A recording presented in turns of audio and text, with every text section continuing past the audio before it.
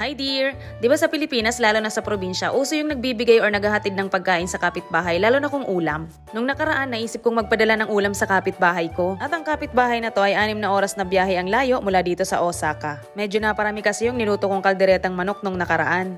Parang nasarapan ako kaya naisip kong padalhan din yung mga kapitbahay ko sa Fukui. Inilagay ko nga lang pala dito sa maliit na box kasama na din yung pansit canton at ilang perasong daing.